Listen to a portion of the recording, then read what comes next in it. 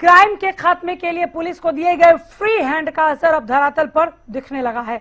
गुरुग्राम में एक व्यापारी के घर फिरौती के लिए ताबड़तोड़ फायरिंग कर रहे 4 बदमाशों को पुलिस ने ऑन स्पॉट ही यमलोक पहुंचा दिया और एक बदमाश को गिरफ्तार किया। चलिए अब एक रिपोर्ट के जरिए समझते हैं कैसे हुआ यह ऑपरेशन। एनकाउंटर में कैसे पुलिस ने एक के बाद एक 4 आरोपी ढेर किए।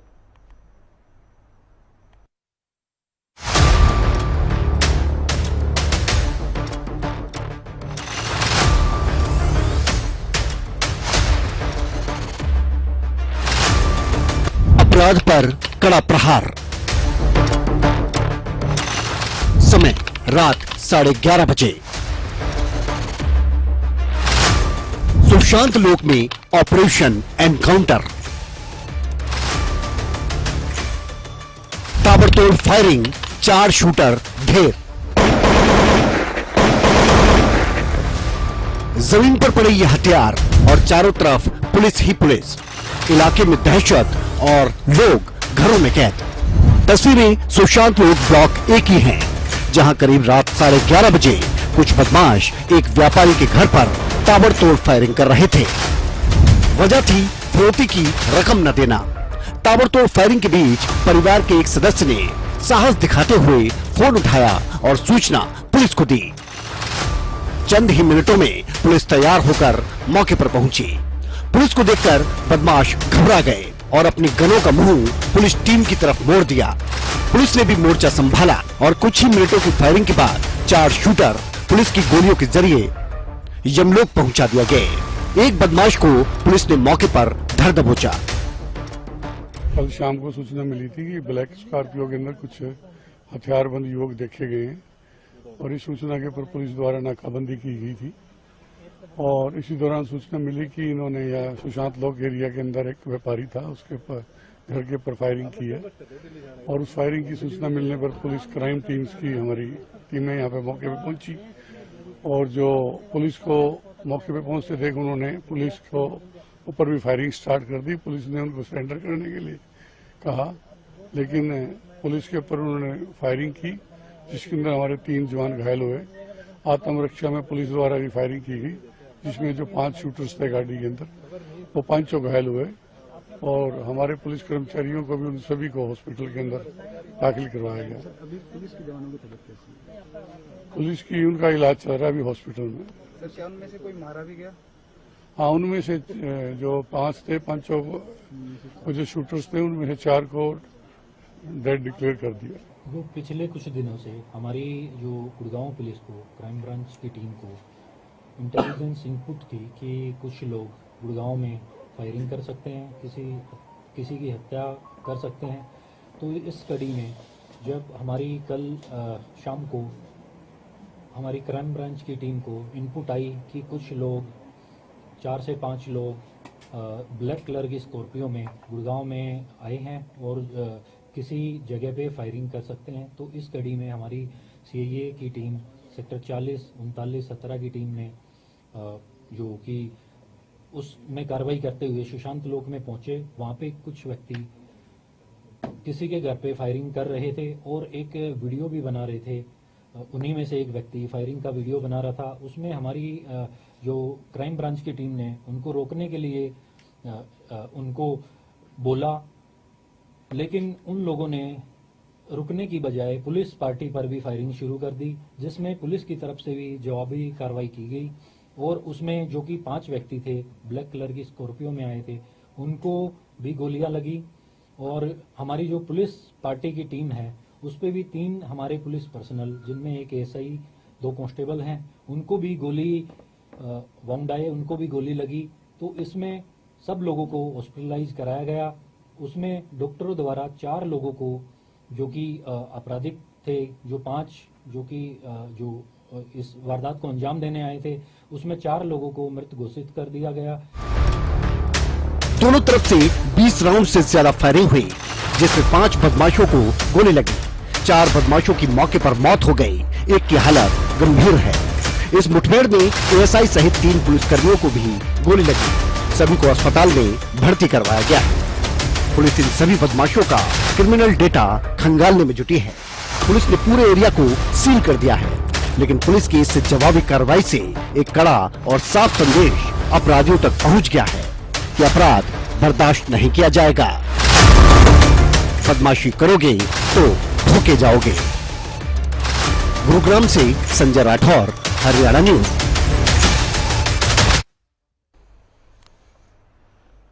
आइए, अपराध पर प्रहार, 4 शूटर ढेर, इसी पर चर्चा को आगे बढ़ाते हैं। हमारे साथ सुखबीर तंवर कांग्रेस प्रवक्ता के तौर पर जुड़ गए हैं। बहुत स्वागत है सर, नमस्कार।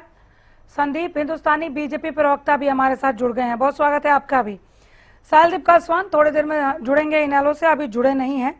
एक एक करके शुरू करेंगे। संदीप हिंदुस्तानी जी, मैं आपसे शुरू कर लेती हूँ। हरियाणा में आपकी सरकार है, आज गुरुग्राम में जो एनकाउंटर हुआ उसे कानून व्यवस्था के लिए एक बड़ी सफलता के तौर पर आप देख रहे हैं, या इसके साथ साथ आप ये भी स्वीकार करेंगे कि रिहायशी इलाकों तक हथियार लहराते हुए ये बदमाश पहुंचे, ये सुरक्षा व्यवस्था को एक चुनौती भी है? आपको, आपके सभी दर्शकों को मेरी आवाज पहुंच रही है आप तक? पहुंच रही है सर, बोलिए। जी देखिए, माननीय मुख्यमंत्री नायब सिंह सैनी जी के नेतृत्व में हमारी सरकार लॉ एंड ऑर्डर को लेके, प्रदेश की बेहतर कानून व्यवस्था को लेके 24/7 अलर्ट मोड पे रहती है। बिल्कुल जीरो टॉलरेंस की इसके ऊपर नीति है। जो भी अपराधी हैं, गैंगस्टर हैं, इनमें सरकार का भय हो, कानून व्यवस्था का भय हो, उसका खौफ हो। अब आपने कल देखा कि गुरुग्राम, जिसको हम मिलेनियम सिटी कहते हैं, साइबर सिटी कहते हैं, जहां पे देश विदेश के बड़े बड़े कॉरपोरेट हाउस के कॉरपोरेट ऑफिसेज हैं, जहां पे लाखों करोड़ों में फॉरेन इन्वेस्टमेंट आता है।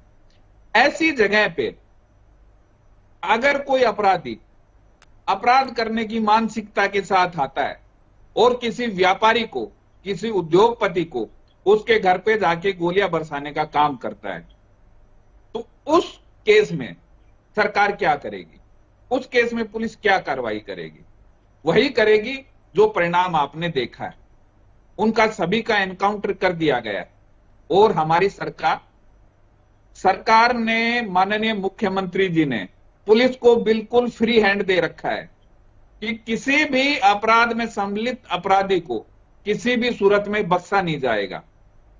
यही कारण है कि आप पिछले कुछ समय से देख रहे होंगे कि ये जो अपराधी हैं, इनके जो बॉस हैं, इनके जो सरगना हैं, वो खुद विदेश में बैठे रहते हैं और यहां के कुछ लोगों को इस अपराध की दुनिया में डाल के प्रदेश में भय का माहौल पैदा करने की कोशिश करते हैं। लेकिन हरियाणा पुलिस की कार्रवाई और एनकाउंटर की प्रक्रिया, उससे बिल्कुल स्पष्ट हो चुका है कि जो भी इनके आका हैं, उनका एक इलाज है कि अगर वो हिंदुस्तान में आएंगे, हरियाणा में आएंगे, तो उनका एनकाउंटर होगा या वो जेल की सलाखों में डाले जाएंगे। यही कारण है कि आज जो सिनेरियो बन के निकल के आया है, पीछे भी आपने देखा होगा कि एक विधायक के कार्यालय के ऊपर रात के अंधेरों में बेवजह फायरिंग की गई। उन लोगों का भी एक का 24 घंटे के अंदर एनकाउंटर करने का काम हमारी पुलिस ने किया था। मेरा तो नायब सवाल सरकार संदीप की जी 2 कानून हिस्सों में व्यवस्था को था। लेके बिल्कुल संदीप स्पष्ट जी, नीति है। संदीप जी, 2 हिस्सों में सवाल था। एक तो क्या ये कानून व्यवस्था के लिए बड़ी सफलता के तौर पर देखा जाना चाहिए? आप सिर्फ इस पे बोल रहे हैं। इसका जो दूसरा पहलू था कि हथियार लेके ये रिहायशी इलाके तक पहुंचे, 1-2 नहीं थे, 5-5 थे सर। हम वो तस्वीर भी दिखा रहे हैं, खुलेआम हथियार लेके वो उस गली में घूम रहे हैं जैसे कि टहल रहे हों। क्या ये सुरक्षा व्यवस्था को एक चुनौती नहीं है? इस पर भी बोलिए। मैं आपको वही बता रहा हूं अनामिका जी, पुलिस उन सारे तथ्यों को जुटाने में लगी हुई है। वो जांच की प्रक्रिया का एक हिस्सा है। ये लोग कब आए थे, कितने समय से आए थे, क्या ये लोग कर रहे थे, लेकिन इनका जो अंजाम था, उस अंजाम तक पहुंचाने का इस अंजाम पर कांग्रेस क्या राय रखती है? सुखबीर जी, आवाज उठाएं इनकी। आवाज नहीं आ रही सर, एक सेकेंड। सुखबीर जी की आवाज चेक कीजिए प्लीज, बोलिए सर।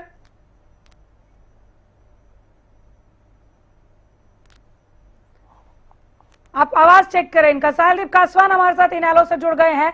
इनेलो क्या राय रखती है सर, मैं जानना चाहती हूँ हरियाणा में बढ़ते गैंग अपराध पर आपकी पार्टी का क्या रोड मैप है? अनामिका जी आपको नमस्कार है। और आपके माध्यम से सभी मेरे साथी प्रवक्ताओं को हमारा नमस्कार है। और आज अगर मैं क्राइम की बात करूं तो इतना क्राइम हमने कभी आज तक हरियाणा प्रदेश बसने के बाद नहीं देखा था। गुड़गांव जैसी जगह है जहाँ पे एमएनसीज है, जो आज पूरे में सिर्फ हरियाणा की बात नहीं करता, पूरे हिंदुस्तान का एक कॉर्पोरेटर हब है। और वहां पे दिन दिहाड़े ऐसी चीजें होना, वो गोली किसी और को भी लग सकती थी। देखिए मैं आपको बताना चाहता हूँ, ये हमेशा बीजेपी सरकार का काम रहता है, गुर्गों को मार दो, लेकिन इनके ही बीजेपी के पाले हुए जो बदमाश है, क्रिमिनल है, वो जेलों के अंदर बैठे हैं, विदेशों के अंदर बैठे हैं और अपनी गैंग को ऑपरेट कर रहे हैं। अनामिका जी मैं आपको बताना चाहता हूं, आपके सामने की बात है, इंडियन नेशनल लोकदल के प्रदेश अध्यक्ष नफे सिंह राठी जी की सरेआम हत्या होती है, जिसमें इनके बीजेपी के पूर्व विधायक का नाम आता है। आज तक कोई कार्रवाई नहीं आती। मैं आपसे ये बात पूछना चाहता हूं, पिछले 12 साल से ऐसा कोई दिन है क्या जिस दिन हम अखबारों के माध्यम से, चैनल के माध्यम से किसी गली में, किसी मोहल्ले में किसी क्राइम को ना सुने? अरे मनीषा हत्याकांड आप देखिए, आंसी के अंदर आप हत्याकांड देखिए, हिसार के अंदर आप हत्याकांड देखिए, फतेहाबाद का नरसंहार आप देखिए, डेली कम से कम कितने मर्डर हो रही है, डकैती हो रही है, फिरौती हो रही है। अरे बड़ी मेरे को हंसी आ रही है, हमारे साथी बीजेपी के प्रवक्ता खुद की पीठ थपथपा रहे हैं। आज हमारे मुख्यमंत्री ऐसे कहते हैं मैं बिहारी मुख्यमंत्री हूँ। हंसने वाली बात है ही नहीं सर। अगर आपको हैरानी भी हो रही है तो आप हैरानी की बात कीजिए, चिंता की बात कीजिए। एक और बात है सर, अभी आपने कहा कि बीजेपी के पाले हुए गुर्गे आऊंगी, सबसे लास्ट में आऊंगी संदीप जी, अभी मेरे को कांग्रेस के पास भी जाना, आऊंगी जरूर। लेकिन आपने कहा साहिलदीप जी, बीजेपी के पाले हुए गुर्गे विदेश में बैठकर यहाँ पर ये सब कुछ चला रहे हैं, ऑपरेट कर रहे हैं। बताइए जरा, बीजेपी लीडर का नाम बता दीजिए, किसको कहां पाल के बिठाए वो भी बताइए। क्या आपके पास इस आरोप के पीछे कोई ठोस तथ्य है? आरोप बड़ा है इसलिए पूछना जरूरी है, बोलिए। कोशिश करता हूँ आप भी यहाँ करोगे और जनता भी यहाँ करेगी। नफे सिंह राठी जी की सरेआम दिन दिहाड़े हत्या करवाई बीजेपी के लोगों ने। नफे सिंह राठी जी ने बार बार लिख के एक चीज दी थी, मेरी जान को खतरा है, मुझे सिक्योरिटी प्रोवाइड करे गए। आज तक हिंदुस्तान का इतिहास है, पहले प्रदेश अध्यक्ष ऐसे थे जिनको सिक्योरिटी नहीं दी गई, उनको मरवाया गया। बीजेपी के पूर्व विधायक का नाम आया, आज तक उनकी गिरफ्तारी नहीं हुई। अरे जेलों से ये लोग इंटरव्यू देते हैं, इससे फालतू आप क्या मानेंगे भाई? डेली की डेली आज 2 मिनट और रुक जाइए, तंवर साहब मैं आ रही हूँ। संदीप जी जवाब दीजिए। देखें अनामिका जी, ये लोग बिना पढ़ लिख के आ जाते हैं, अभी बोल रहे हैं दिन दहाड़े गोली मारी गई, इनको ये नहीं पता एनकाउंटर कब हुआ है। दूसरा इन्होंने सबसे बड़ा आरोप लगाया कि बीजेपी के पाले हुए। अरे शर्म आनी चाहिए आपको, बोलने से पहले खुद शर्मा लिया करो, एक बार सच्चाई क्या है उससे एक बार अवगत हो जाया करो। कुछ भी बोलने लगते हो चैनल के ऊपर बैठ के कि उसके पाले हुए गुंडे। पहले सोच समझ के बोला करो, ऐसे किसी पे आरोप नहीं लगाया। बिहार बना दिया आपके मुख्यमंत्री, वादा कैसे कहते हैं मैं बिहारी मुख्यमंत्री हूँ, आपने हरियाणा को बिहार बना दिया। के बीच में सबसे ज्यादा क्राइम हरियाणा में, हरियाणा की आप लोगों को आनी चाहिए। आप लोगों ने दूध दही का खाना था हमारे छिपा हुआ नहीं है। गुंडा राज का कितना बड़ा आतंक था, हरियाणा का इंसान आज भी भूला नहीं है। आप पता नहीं कुछ भी बोले जा रहे हो, जितने बदमाश थे वो थोड़ा पढ़ लिख के बोला करो, मुंह उठा के बोलने लग जाते हैं कुछ भी। आप तथ्यों के आधार पे बात करिए। एक आईएएस ऑफिसर ने आपके सुप्रीमो पे क्या आरोप लगाए थे पता है ना? कितने लात घुसे उसके मारे गए थे। आप हमें लॉ एंड ऑर्डर की शिक्षा दे रहे हो, अपने गिरेबान में जाके चलिए ठीक है, कांग्रेस को भी मौका दीजिए। नहीं आज जो भी गैंगस्टर है, जो भी अपराधी है, उसके ऊपर सख्त से सख्त कार्रवाई की जा रही है नायब सरकार में, उसका एनकाउंटर किया जा रहा है नायब सरकार में। ठीक है सुखबीर जी, अपराध और रंगदारी गैंग पर अगर आप होते तो आपकी रणनीति क्या होती, और आज जो हुआ गुरुग्राम में उस पर कांग्रेस की आधिकारिक प्रतिक्रिया?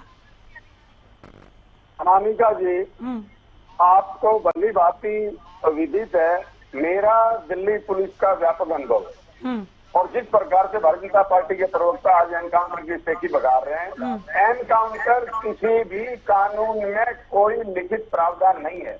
एनकाउंटर एक विशेष परिस्थिति जन्य जब आप ये बोल ही रहे हैं तो हरियाणा, जब आप ये बोल ही रहे हैं तो हरियाणा पुलिस को फ्री हैंड दे दिए जाने पर भी अपनी बात रख दीजिएगा। हाँ बोलिए बोलिए बोलिए। वही बता रहा हूँ, जो इनका कानून का ज्ञान है, जो इस देश का कानून कहता है, उसको भारतीय जनता पार्टी या इसके प्रवक्ताओं से कुछ लेना देना नहीं है। इसके अलावा आऊंगी संदीप जी, बोले नहीं दीजिए, काफी देर बाद मौका मिला। हाँ आपसे भैया बीच में बोलोगे फिर कभी भी बोल नहीं पाओगे। नहीं बोलिए किस बात को देखिए अनामिका जी, हरियाणा की आर्थिक राजधानी गुड़गांव विगत 12 वर्षों से क्राइम कैपिटल में परिवर्तित हो चुकी है। अंतर्राष्ट्रीय गैंगस्टरों के संगठित और भूमाफिया गिरोह द्वारा निरंतर रंगदारी, साइबर क्राइम, हत्या, डकैती, लूट, नशा तस्करी की जा रही है। हम कैसे भूल सकते हैं विगत के 2-2.5 साल की मैं घटनाएं बता दूं आपको।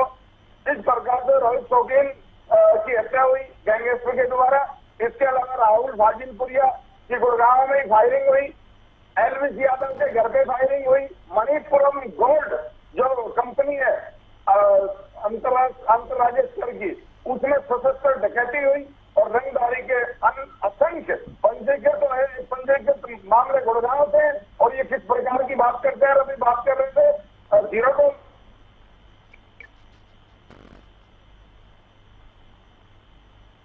आवाज चली गई आपकी, फिर से आवाज चली गई। आज ऑडियो में काफी प्रॉब्लम हो रही है, कांग्रेस की बात सुन नहीं पा रहे। जितनी बात इनकी अभी तक आई है, नहीं आ रही, आवाज ही नहीं आ रही। सर तंवर साहब हम देख रहे हैं, संदीप जी जवाब दीजिए इनको। संदीप जी जवाब दीजिए। जी मेरी आवाज आ रही है आपकी आ रही है, बोलिए। जी जी जी, देखो ये एनकाउंटर की प्रक्रिया के ऊपर सवाल उठा रहे हैं, कितनी बेशर्मी की बात। सुखबीर जी आपकी आवाज आ नहीं रही है सर, चुप हो जाए सर, हम चेक कर रहे हैं। संदीप जी जी, अनामिका जी, ये लोग कितनी बेशर्मी से इस एनकाउंटर की प्रक्रिया पे भी सवाल उठा रहे हैं।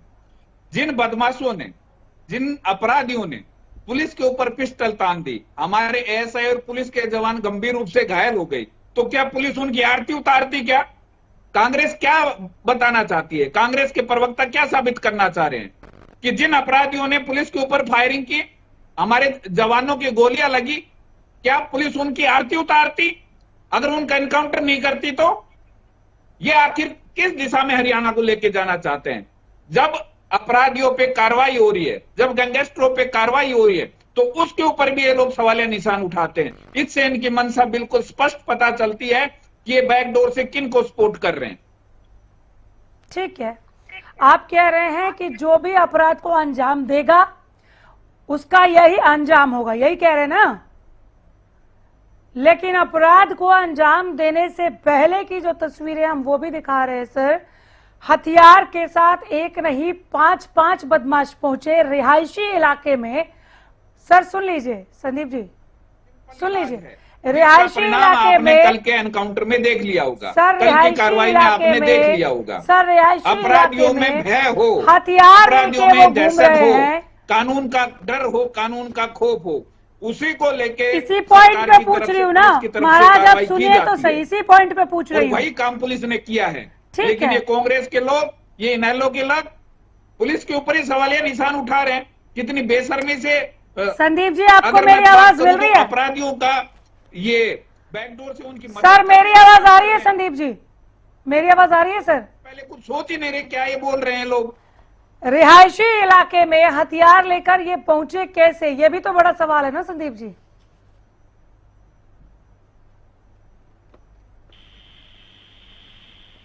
सवाल नहीं पहुंच पा रहा है। चलिए, बहुत शुक्रिया आप सबों का वक्त दिया आपने, धन्यवाद।